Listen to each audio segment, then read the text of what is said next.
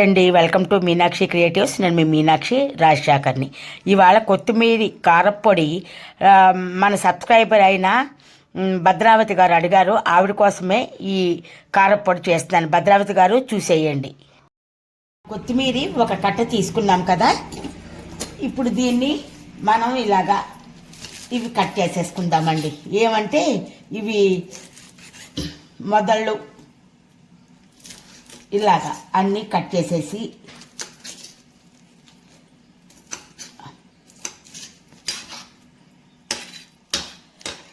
ఇలా కట్ చేసుకుని ఈ కట్టను విప్పేసుకుందాం.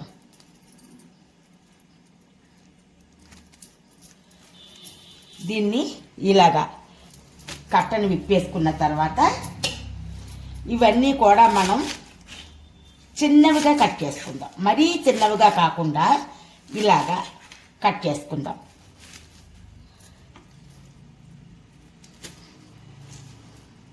ఇప్పుడు దీన్ని మనం ఈ కొత్తిమీరని ఒక గిన్నెతో నీళ్ళు తీసుకుని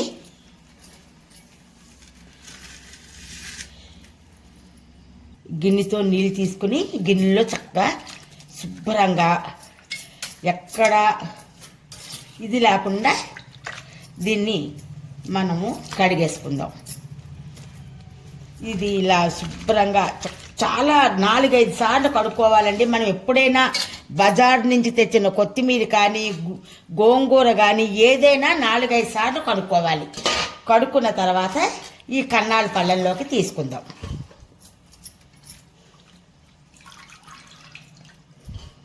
అసలు ఈ ఆకుకూరలు ఎప్పుడు తరిగాక కట్ చేయకూడదండి. వాటిలో తరిగి మనం కట్ చేసి కడగకూడదన్నమాట. ఎందుకంటే దాంట్లో విటమిన్స్ పోతాయి. కాకపోతే కడిగితే ఇవి ముద్దగా అయిపోతాయి కాబట్టి మనం కట్ చేయలేం. కాబట్టి కొత్తిమీర ఒకటి ఇలాగ మనం కట్ చేసుకోవాలి. ఇలా కట్ చేసుకున్న దాన్ని కట్ చేసి కన్నాల పళ్ళెల్లో వేసుకున్నాం కదా, దీన్ని మళ్ళీ కూడా ఈ కన్నాల పళ్ళెల్లో శుభ్రంగా కడిగేసుకోవాలి. 4-5 సార్లు కడిగేసుకుందామండి. ఇలా కడిగేసింది ఒక బట్ట మీద తీసి ఆరబెట్టుకుందాం. ఇప్పుడు మనం దీన్ని ఎండలో ఎండబెట్టుకుందామండి. నీడలో ఏమీ ఎండబెట్టక్కర్లేదు. మరీ నీడ ఎండ మధ్యలో ఎండబెట్టుకోవాలి. ఇలాగా క్లాత్ వేసి దీని మీద మనం చక్కగా మరీ ఎండ కాకుండా నీడ కాకుండా ఆరబెట్టుకోవాలి.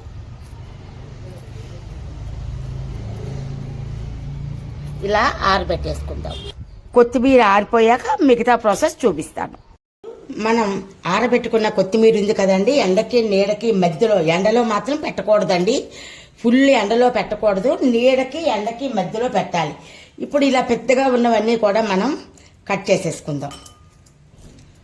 ఇలాగా అంతలా అక్కర్లేదు, ఏదో కొద్దిగా మరీ పెద్దగా ఉన్నవి ఇలాగ కట్ చేసేస్తాం.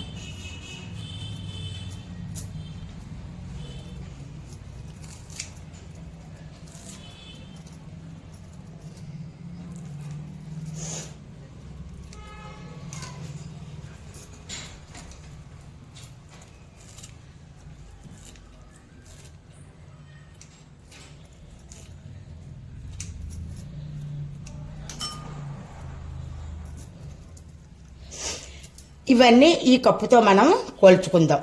4 కప్పులు రావాలండి. 4 కానీ 3 కానీ రావాలి.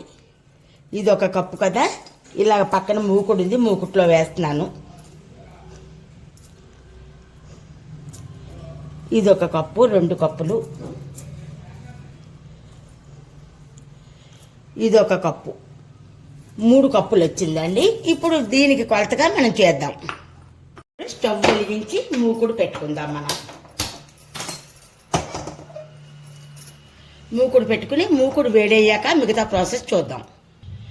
ఇప్పుడు స్టవ్ వేడెక్కిందండి. ఇందులో స్టవ్ కాదు, మూకుడు వేడెక్కింది. దీంట్లో మనం కట్ చేసి ఆరబెట్టి పెట్టుకున్న కొత్తిమీరని వేసి వేసేసుకుందాం. నేనైతే ఆయిల్ అది వెయ్యనండి. ఎందుకంటే మనం ఆయిల్ వేస్తే ఏంటవుతుందంటే, ఆయిల్స్ మంచివి కాదనుకోండి, అవి మెతక వాసన వస్తాయన్నమాట. ఈ పొడి మనం నిల్వ ఉంచుకుంటే మెతక వాసన వస్తుంది. అందుకని చెప్పేసి పొడిలో ఎప్పుడైనా సరే పప్పులన్నీ కూడా చక్కగా పప్పులు కానియండి, ఈ నిలవ పెట్టుకునే పొడులకి దేనికైనా సరే నూనె లేకుండా వేచుకుంటేనే ఇవి నిలవ బాగుంటాయి. లేకపోతే ఆయిల్ బాగోలేకపోతే వాసన వచ్చేస్తాయి అన్నమాట. ఇలాగ ముందు మనం కొత్తిమీర వేపేసుకుందాం. చూస్తున్నారు కదా, ఇలా వేచుతున్నాను.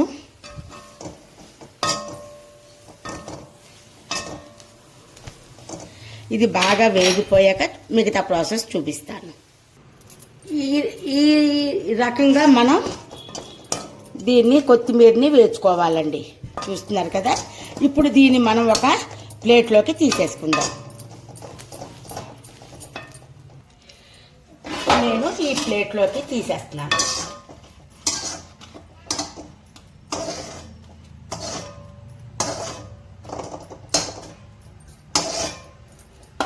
ఇది పక్కన పెట్టుకుని ఒక గుప్పెడు కరివేపాకు మనం వేసుకుందాం. కరివేపాకు అన్ని రోగాలని నయం చేస్తుందండి. క్యాన్సర్ రాకుండా మాత్రం ఇది చాలా ఉపయోగపడుతుంది. అందుకని కరివేపాకు మనం ఎక్కువ తినాలి, పిల్లలకి కూడా ఎక్కువ పెట్టాలి.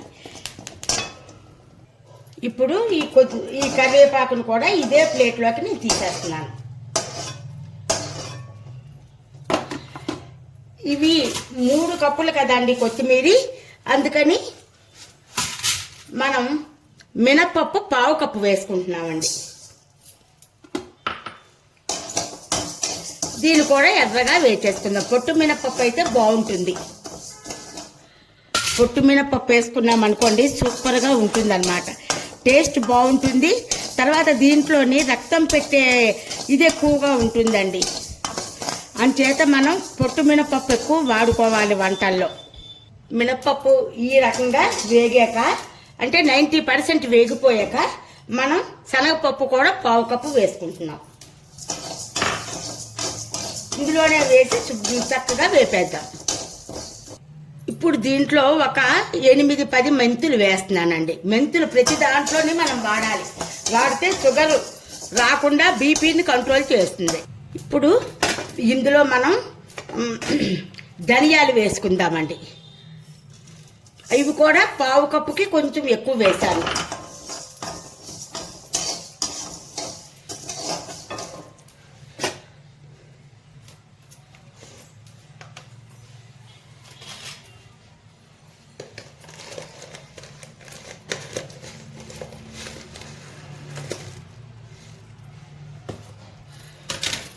జీలకర్ర 1 స్పూన్ వేస్తున్నాను. ఇప్పుడు అన్నీ ఇలా వేగిపోయాక మనం ఒక ప్లేట్లోకి దీన్ని తీసేసుకుందాం. చూడండి ఎంత చక్కగా వేగిపోయో అన్నీ. ఇంకొకసారి మినప్పప్పు కొంచెం వేగాలి. పొట్టు మినప్పప్పు కదండి, ఇది లేటుగా వేగుతుంది. ఇప్పుడు ఈ వేగిపోయినవన్నీ మనం ఈ ప్లేట్లోకి తీసేసుకుందాం. తీసేసుకుని పక్కన పెట్టుకుందాం. ఇప్పుడు ఎండుమిరపకాయలు ఒక 10-15 నేను ముక్కలు చేసి వేసుకున్నానండి.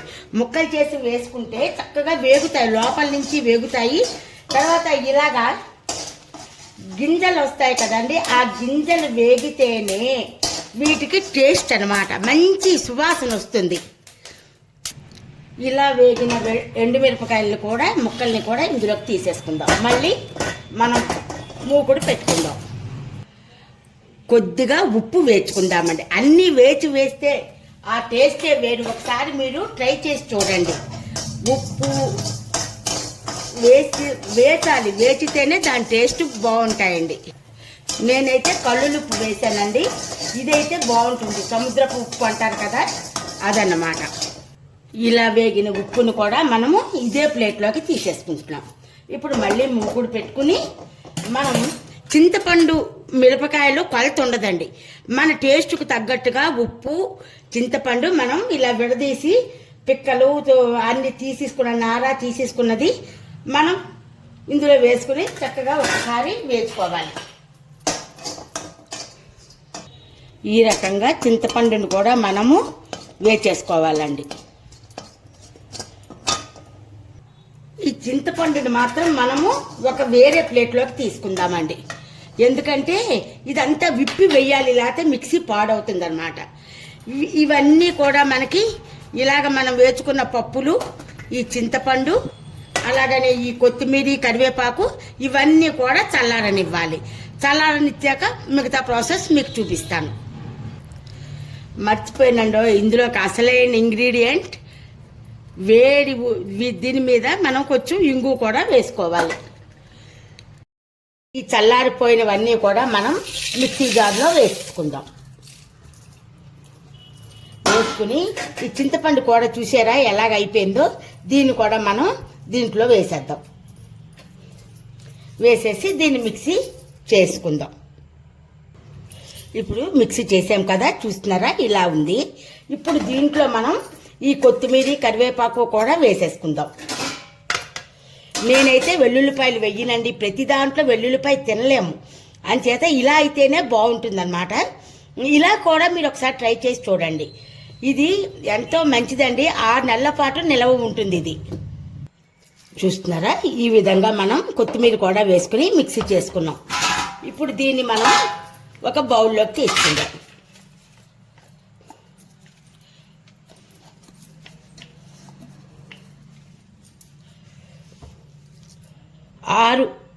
ఆరు నెలలు నిలవ ఉండే కొత్తిమీర పొడి, కొత్తిమీర కారపొడి. ఓకేనా? ఇది అన్నంలోకి బాగుంటుంది, టిఫిన్స్లో కూడా బాగుంటుందండి. ఈ వీడియో మీకు నచ్చినట్టయితే లైక్ చేయండి, కామెంట్ చేయండి, బెల్ ఐకాన్ క్లిక్ చేయండి. మా కొత్త నోటిఫికేషన్స్ మీకు వస్తాయి.